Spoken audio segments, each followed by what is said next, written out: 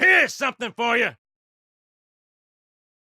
Let's talk about assembly. No doubt the modding community for Reach has grown so much over the past 2 months, but assembly goes for so much longer than 2 months. I mean, assembly has been around for years, and so I have to be appreciative of all the people that have spent, hours upon hours developing the tool that many of us use to mod Reach. So thank you guys for that, and thank you for what you're doing right now and what you plan to do.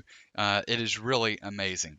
And because of all this interest that has been generated into assembly, into other tools, I really think that the modding scene is going to improve. And some of those improvements are already out.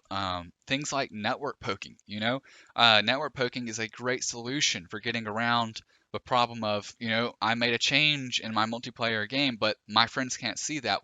How do I fix this? Well, network poking is that fix. And that came fairly recently. I covered that, and I think I made a video. It was kind of like navigating assembly.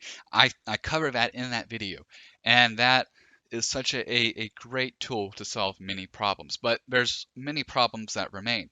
If you tag inject a Pelican, or you mess around with a frigate, or a cruiser or something like that that's not originally in Forge World, you will run into problems. Maybe your friends can't connect, or maybe they see you standing still when you're really moving, you know. So what really has to happen is we have to make these changes to the existing framework in order to do that. And I feel that certain people are pretty close to making those improvements to where, if we want to have a battlefield full of pelicans and dogfights and all that stuff, then we're really close to a stable system. I can't say that for sure. That is speculation.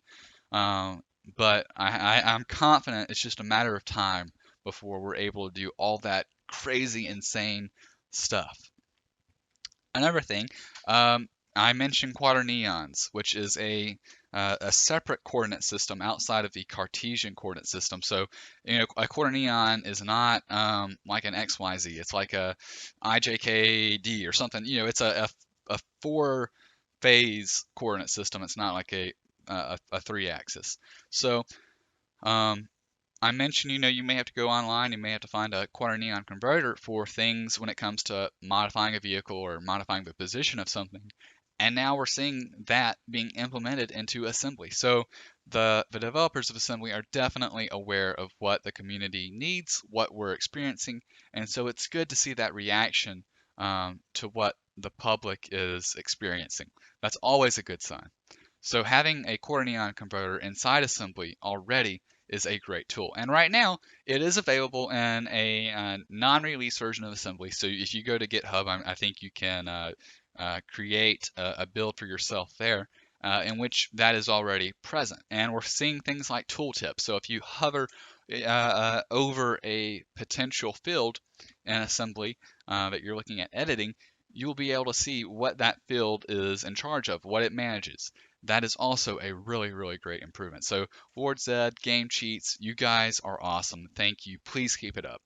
Not too long ago, I just saw a tweet, and it was about somebody adding Halo 1 and custom edition support for Combat Evolved.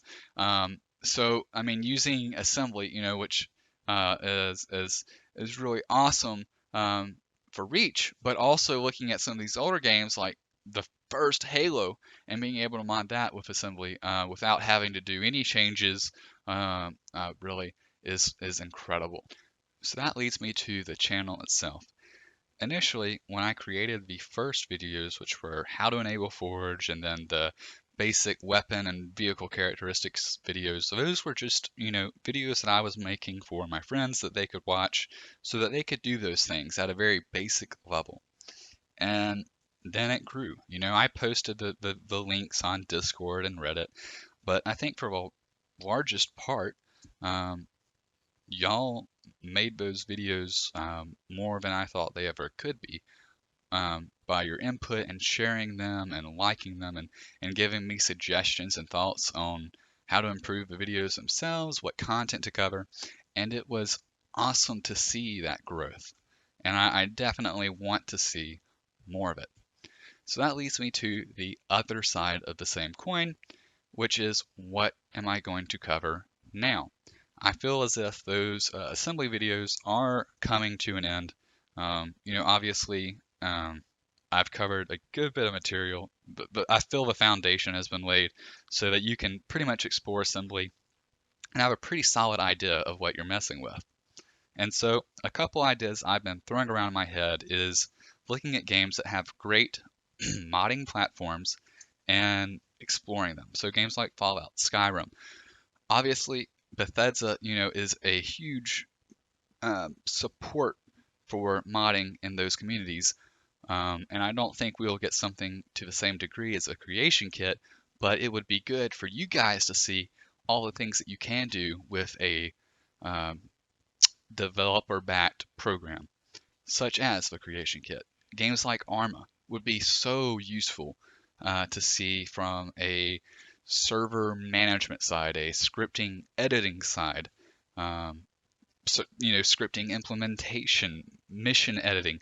There's so many things between the Fallout games and Arma that I could show you so that you can see the parallels between that and modding in Halo and what we need to truly be able to mod in Halo.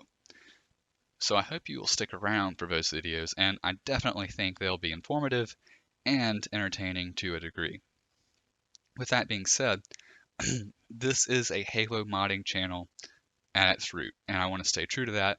And I do plan to keep producing material that is, mod reviews and tutorials. Obviously, assembly is, I think, really just now starting to take off, and I think we're going to see a lot of features for assembly. And so I plan to cover those features when they are coming out to the mainstream.